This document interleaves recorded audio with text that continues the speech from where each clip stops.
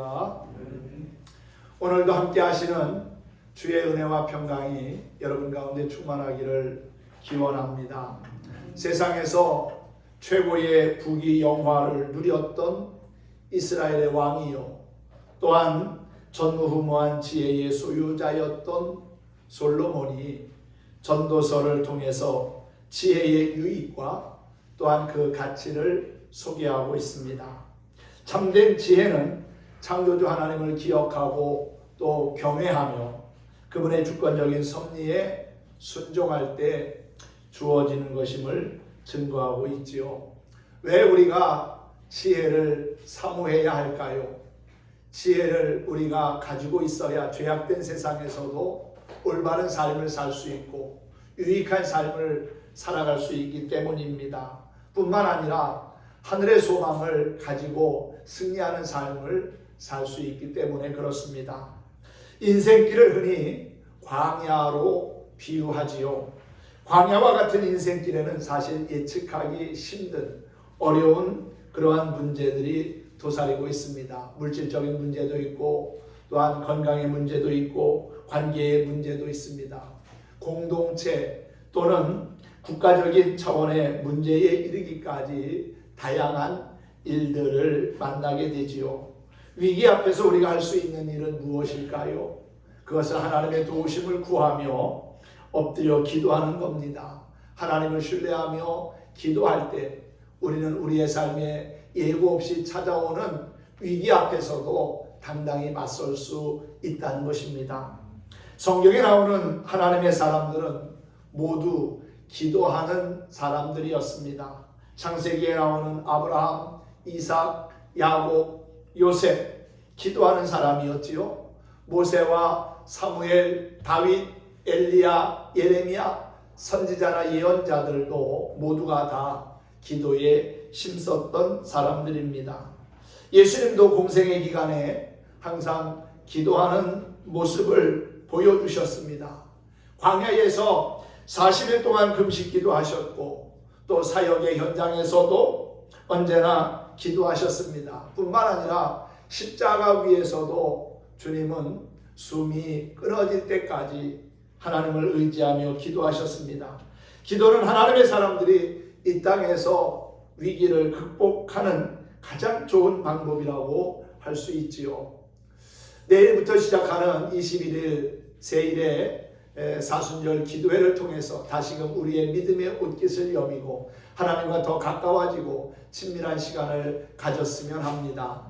우리 김용남 권사님 기도하면서도 우리 모든 성도가 함께 동참하기를 기도했는데 함께 기도하다 보면은 큰 역사가 있게 될 줄로 믿습니다. 여러분들의 마음에 품고 기도하는 제목들이 하나하나 이루어지고 또 이루어진 것을 가지고 함께 나누고 하나님을 자랑하는 간증의 주인공들이 되었으면 합니다. 또한 우리가 위기를 극복하는 비결은 하나님께서 나와 함께 하신다는 사실을 인식하고 늘 감사하며 사는 겁니다. 하나님이 우리 눈에 보이지 않는다고 안 계신 게 아닙니다. 그분은 과거에도 지금도 여전히 살아계실 뿐만 아니라 앞으로 살아가는 우리의 미래에도 그분께서는 갈 길을 예비하시고 인도하시면서 우리와 함께 하심을 증명해 보여주실 거라고 믿습니다. 언제나 변함없이 나와 함께 하시는 그 임마누엘의 하나님을 의지할 때 우리는 놀라운 역사를 경험할 것입니다. 화가 변하여 복이 되게 하시는 하나님, 한숨과 눈물이 변하여 기쁨과 찬송이 되게 하시는 그 하나님의 은혜를 체험할 수 있으면 좋겠습니다. 창조주 하나님은 나의 갈 길을 끝까지 인도해 주시는 분입니다. 그분은 결코 우리를 고통과 절망 가운데 빠뜨리시는 그러한 분이 아니라는 거예요. 하나님은 위기를 통해서 우리의 믿음과 신앙을 한 단계 더 높은 차원으로 끌어올리십니다. 그래서 위기는 우리 믿음의 사람들에게 다시금 도약할 수 있는 기회가 되는 것입니다. 칠흑 같은 어둠 속에 있을지라도 기도하며 의지하며 머지않아 눈부신 태양을 보게 될 것입니다. 오늘 본문 11절에 보면은 지혜는 유산같이 아름답고 또한 햇빛을 보는 자에게 유익하다고 그랬지요. 이 햇빛을 보는 자는 이 땅에 사는 모든 사람들을 의미합니다. 결국은 지혜를 사모하다 보면은 우리는 많은 유익함을 얻게 될 뿐만 아니라 하나님이 함께 하시는 은혜를 체험할 수 있다는 거예요. 결국 지혜가 모든 사람들에게 필요하고 유익한 것은 그 지혜가 슬픔을 당한 자에게는 위로와 소망이 되고 또한 살아갈 힘과 용기를 주기 때문에 그렇습니다. 그러므로 하나님이 우리 인생을 통해서 행하시는 놀라운 역사를 믿음의 눈으로 바라보면서 그분 앞에 한 걸음 더 가까이 나아가는 저와 여러분이 되기를 간구합니다. 하나님은 우리 인생에 반전 드라마를 기획하시고 연출하시는 참 좋으신 분입니다.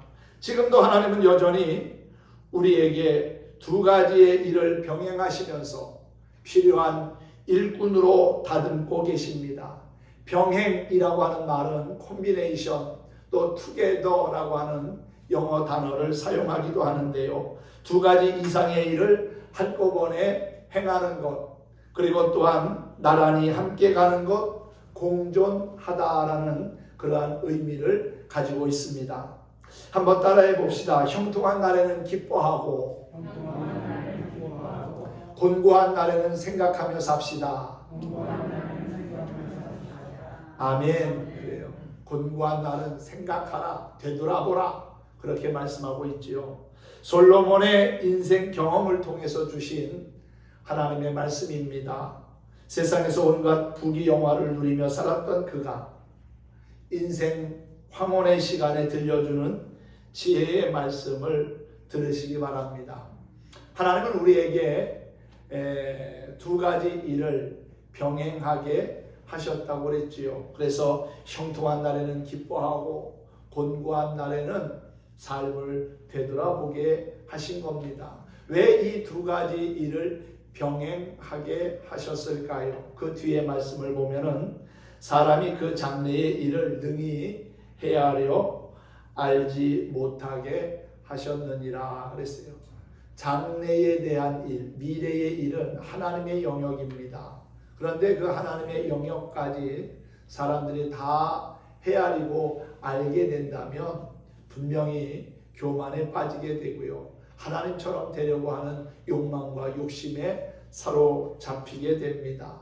하나님은 우리가 앞날에 대한 그러한 소망을 갖고 살기는 원하시지만 앞날을 다 알아서 그래서 미래를 그냥 하나님처럼 바라보고 또 그렇게 자신 마음대로 살아가는 것을 원하지 않으신다는 거예요. 하루하루를 소중히 여기고 하루를 주신 하나님께 감사하면서 겸손한 모습으로 하나님을 의지하며 살기를 원하신 겁니다.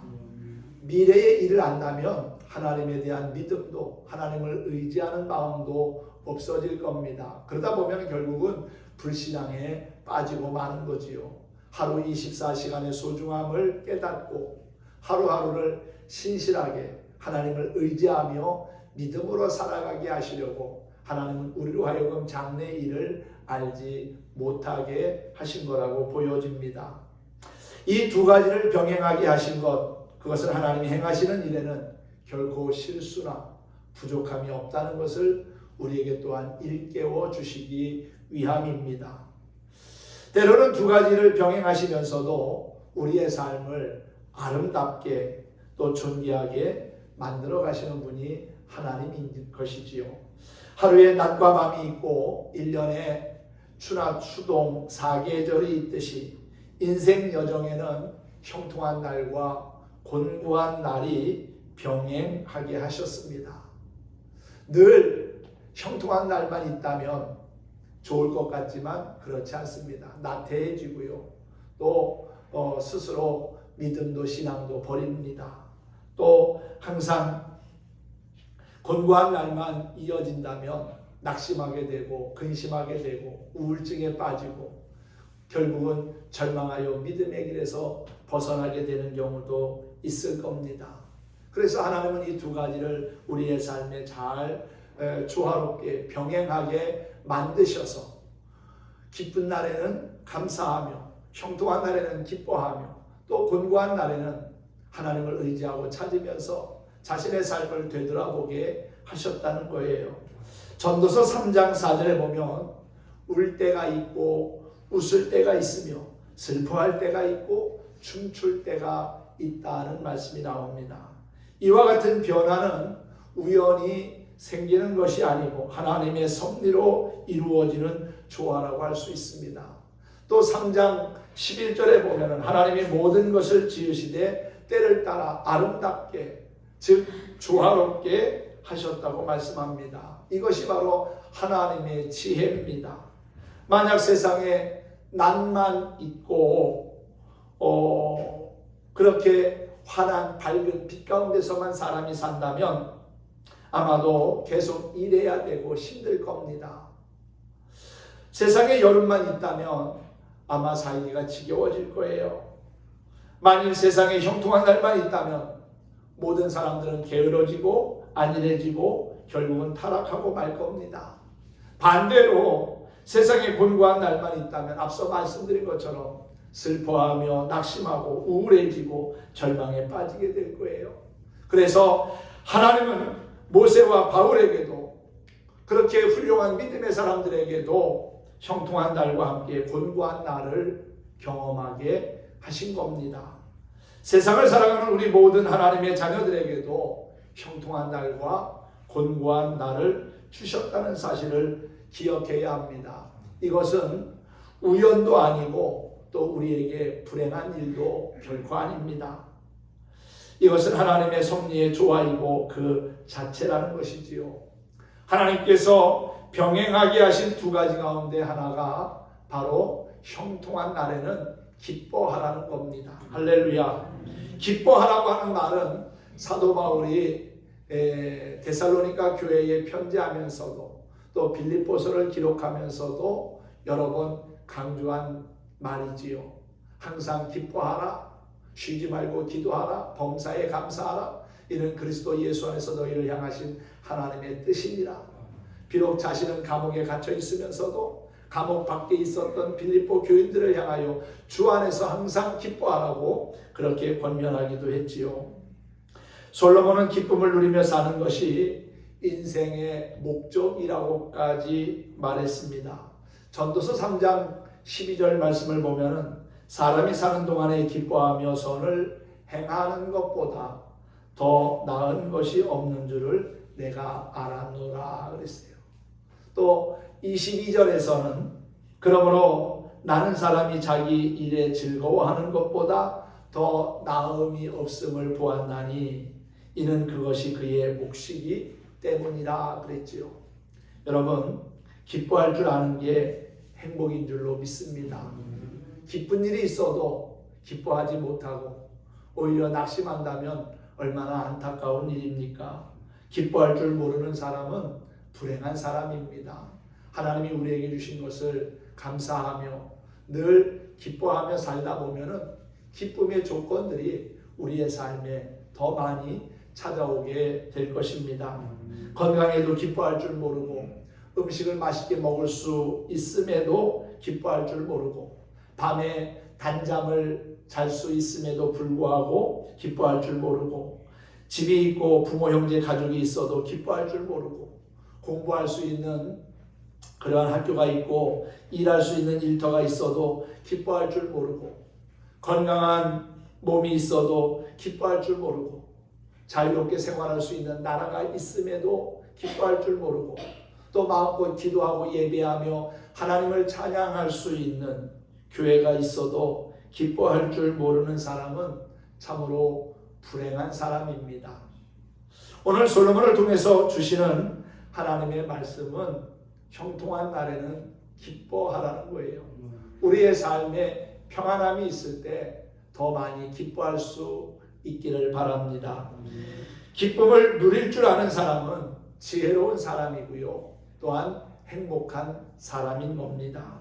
건강하기 때문에 기뻐하고 또 음식을 맛있게 먹을 수 있기에 기뻐하고 밤에 편히 쉬며 단잠을 잘 수 있는 것에 대해서도 기뻐하고요. 집이 있고 부모, 형제, 가족들이 함께 생활할 수 있는 것 자체로도 기뻐하고, 공부할 수 있는 학교가 있고 우리가 일할 수 있는 삶의 터전이 마련된 것에 대해서도 기뻐하고요. 자유롭게 살 수 있는 나라가 있음에 기뻐하고, 우리가 마음껏 하나님을 예배하며 찬양할 수 있는 교회가 있음이 감사하고 기뻐할 일인 줄 믿습니다. 기뻐할 줄 아는 사람은 행복한 사람이고요, 지혜로운 사람인 것입니다. 그런데 여러분, 어떤 사람이 기뻐할 수 있습니까? 모든 것이 하나님의 은혜임을 고백할 줄 아는 사람이 기뻐할 수 있는 겁니다. 자기가 처한 삶에 자족할 줄 아는 겸손한 사람이 기뻐할 수 있다는 것이지요. 생각과 성품이 단순한 사람이 기뻐할 수 있습니다. 여러분, 형통할 때 기뻐할 수 있기를 소망합니다. 하나님께서 병행하게 하신 두 가지 가운데 또 하나는 바로 곤고한 날에 되돌아보라는 것이지요. 곤고한 날에는 자신의 삶을 다시금 되돌아보며 생각해보라는 거예요. 곤고한 날은 어떤 날일까요? 모든 일이 제대로 되지 않는 역경과 고난, 그리고 환난의 시간을 의미할 겁니다. 뜻하지 않은 아픔과 질병이 찾아오고 또 전쟁이나 재난을 만나기도 합니다. 어느 날 갑자기 직장에서 이제 더 이상 나오지 말라고 해고 통지를 보냅니다. 진학에 실패하는 경우를 만날 때도 있고요. 남편이나 아내가 먼저 세상을 떠날 때도 있습니다. 바울처럼 매를 맞는 일도, 감옥에 갇히는 일도 일어날 수 있습니다. 세상을 살아가는 동안의 곤고한 날들이 우리의 삶 가운데 예고 없이 찾아오기 때문에 불안하고 또 근심에 쌓이는 것이 아니겠습니까? 곤고한 날을 당할 때 생각하라고 했습니다. 되돌아보라고 했습니다. 이는 조급한 마음으로 좌절하거나 절망하지 말고 또 교만한 마음으로 급하게 노를 바라지 말고 인내하며 겸손하게 깊이 생각하라는 겁니다. 전도서 7장 8절과 9절 우리가 읽은 말씀 앞부분에 보면은요, 일의 끝이 시작보다 낫고 참는 것이 교만한 마음보다 나으니 급한 마음으로 노를 바라지 말라는 말씀이 있어요. 우리에게 생각하는 것이 필요합니다. 왜 그렇습니까? 생각이 바로 우리의 삶을 만들어가기 때문에 그렇습니다. 생각은 행동을 낳고요. 또한 행동은 습관을 낳습니다. 또 습관은 우리의 인격을 만들고 인격은 우리의 운명을 형성한다는 것이지요. 그래서 모든 것이 우리의 마음에서부터 생각에서 출발해가지고 결국은 우리의 운명을 이루는 것이기 때문에 그만큼 출발이 중요하고 우리가 어떤 것을 생각하느냐가 중요하다는 것입니다. 어떤 의미에서 생각이 곧 우리 자신이기도 합니다. 근심 걱정하라는 말이 아니고 깊이 생각하라는 거예요. 복잡하게 생각하라는 말이 아니라 단순하게 깊이 생각하라는 겁니다. 삶을 되돌아보면 결국 우리의 삶에 뭐가 문제가 있었는지 또 뭐가 잘못되었는지를 알게 될 것이고 그것을 조금씩 수정하고 고치다 보면 결국 하나님의 뜻을 따라 다시금 살아갈 수 있을 거라는 사실입니다. 곤고한 날에 우리가 되돌아봐야 할 것은 무엇일까요? 첫째는요, 자기 자신을 되돌아봐야 하는 겁니다. 내가 지금까지 어떻게 살아왔는지, 혹시나 내 삶에 부족한 것은 없었는지 자신을 돌아보는 거지요. 하나님을 의지하는 믿음이 부족했던 것이 있으면 다시금 회개하고 돌이키면 됩니다. 또 하나님께 맡기며 열심히 기도하지 못한 것들이 생각나고 하나님의 말씀대로 선하고 부지런하게 살지 못했던 것들이 생각난다면 다시금 회복하면 되는 거지요. 만약 곤고한 날들이 자신의 부족함을 깨닫게 하고 그래서 하나님께로 다시금 돌아올 수 있는 기회가 된다면 오히려 그것은 우리에게 유익함이 될 것이고 우리가 한 단계 더 성장하고 발전해 나가는 계기가 되리라고 믿습니다. 곤고한 날이 나에게 화가 아니라 복이 될 것이고 또한 불행이 아니라 행복이 될 거라고 믿습니다. 곤고한 날에 우리가 생각해야 할 것은 바로 이웃을 돌아보는 일입니다. 곤고한 날에 나의 삶을 되돌아보고 또 우리 주변의 사람들을 되돌아보다 보면은 그 곤고한 날을 이겨나갈 수가 있다는 거예요. 나보다 더 심한 슬픔과 아픔과 고난을 당하는 이웃들도 있음을 보게 될 겁니다. 곤고함을 당하는 이웃을 생각하는 것은 옳은 일이지요. 사실 우리가 곤고함을 당해봐야 곤고함을 당하는 이웃을 이해할 수 있고 배려할 수 있고 또한 긍휼히 여기는 마음을 가질 수 있는 겁니다.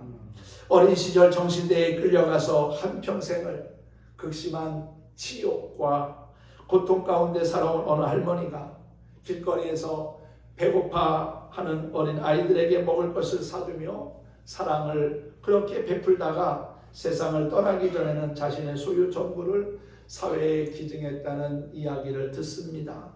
만약 곤고한 날들이 나로 하여금 곤고한 이웃들을 생각하고 이해하고 사랑하게 만든다면 곤고한 날은 우리에게 마이너스가 아니라 오히려 우리의 인생에 플러스가 되고 불행이 아닌 행복의 출발점이 될 거라고 믿습니다. 또 곤고한 날에는 우리가 십자가에서 고난당하신 예수님을 생각해야 합니다. 사도 바울은 고난을 당할 때 그것은 단순한 인간적인 고난이 아니라 자기 몸에 부어진 그리스도의 고난이라고 생각을 했습니다. 히브리서 기자는 고난당하는 초대교회 성도들을 향하여 예수를 깊이 생각하고 예수를 주목해서 바라보라고 권면했습니다. 예수님의 제자였던 베드로도 베드로전서 2장 19절에서 애매히 고난을 받아도 하나님을 생각함으로 참으면 이는 아름다운 것이라고 권면하기도 했지요. 곤고한 날은 우리를 위해서 십자가 지신 예수님을 더 깊이 생각하는 날이 되어야 합니다. 우리는 지금 사순절 기간을 보내고 있습니다. 예수님이 십자가의 길을 가신 것을 생각하면서 우리의 믿음과 신앙을 되돌아보고 또 믿음의 옷깃을 여미는 시간이지요. 경건과 절제로 예수님을 닮아가려고 그렇게 부단히 애쓰는 그러한 기간이 바로 사순절기입니다. 이 사순절기에 십자가의 주님을 생각하면서 우리의 삶을 돌아본다면 주님께 더 가까이 나아가고 있는 나의 모습을 발견하게 될 것입니다. 또한 곤고한 나를 만나면 무엇보다도 하나님의 선한 섭리를 생각해야 합니다.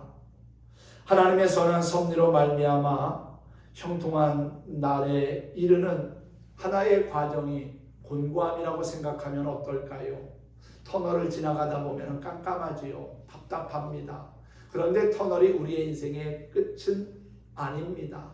종착역은 따로 있습니다. 인생의 터널은 어둡지만 우리가 지나가는 하나의 과정이라는 거예요. 우리의 생명이 시편 기자는 그렇게 말하지요. 우리의 연수가 70이요 강건하면 80이라고 말합니다. 100년 미만의 삶을 삽니다.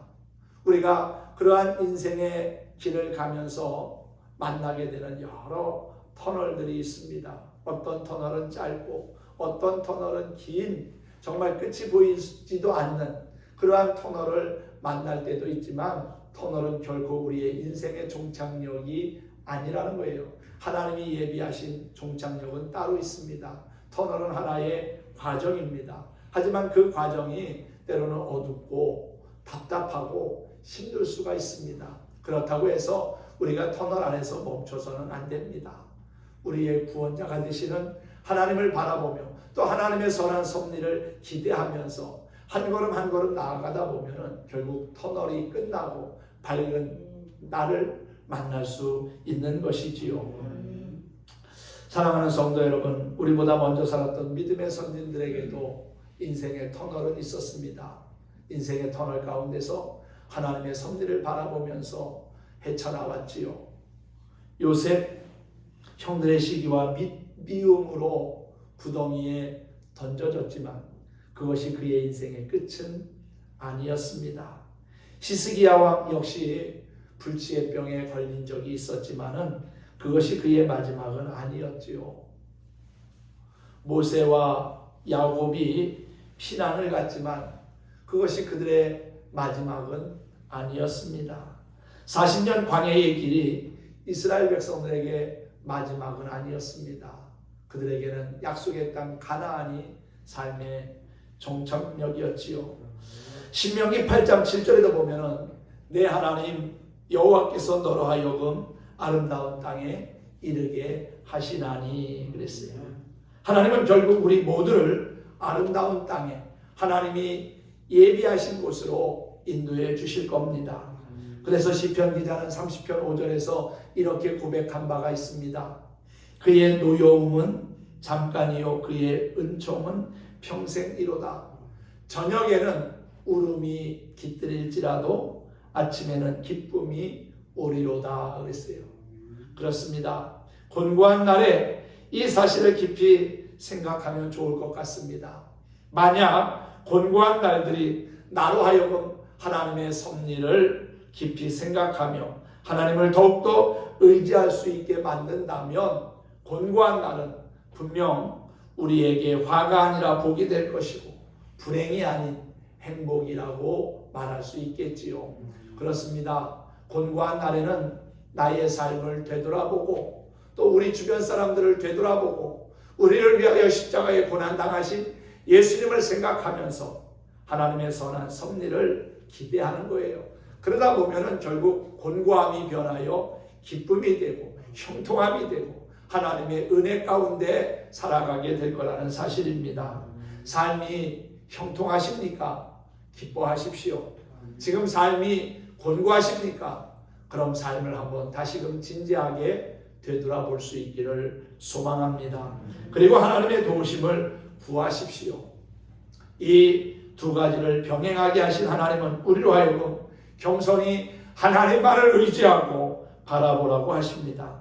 그것이 세상을 지혜롭게 살아가는 방법이기 때문에 그렇지요. 하나님은 지금도 우리 가운데 성령으로 함께 하시는 참 좋으신 분입니다. 임마누엘의 하나님이 과거에도 지금도 그리고 앞으로 살아갈 우리의 인생도 선한 방향으로 이끌어 주실 것을 기대하면서 늘 주께 더 가까이 나아가고자 하는 신실한 믿음의 모습을 지켜가는 저와 여러분이 되기를 예수님의 이름으로 축원합니다. 오늘도 함께 찬양하면서 말씀을 마치겠습니다. 임마누엘의 하나님, 우리와 늘 언제나 함께 하시며 지켜주시는 하나님을 함께 찬양하기를 원합니다. 우리의 평생 가는 길 힘들고 어렵다 할지라도 하나님의 은총으로 나를 지켜주셨다고 하는 찬양의 고백이 우리 모두에게 있으면 좋겠습니다. 함께 찬양해 보겠습니다.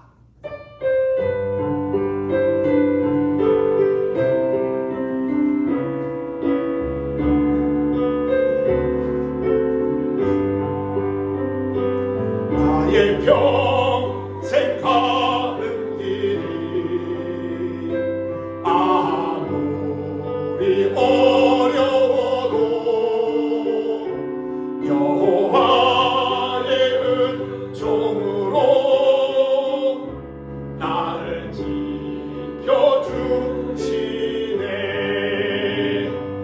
나의 평생 은총으로 나를 지켜주시네. 불꽃 같은 눈동자로 나를 지켜주시네. 저녁에는 울음이 나를 기습할지라도 아침에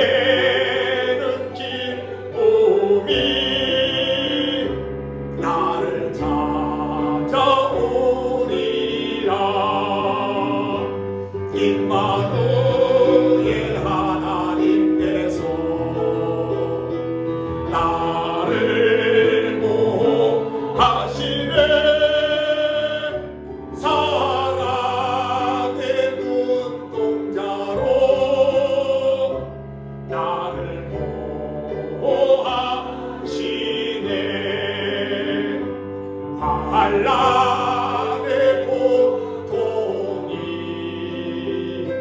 나를 삼킬지라도 풍랑 속에 잔잔한 파도와 같이 여호와의 사랑으로 나를 인도하시네. 나의 길도 영원히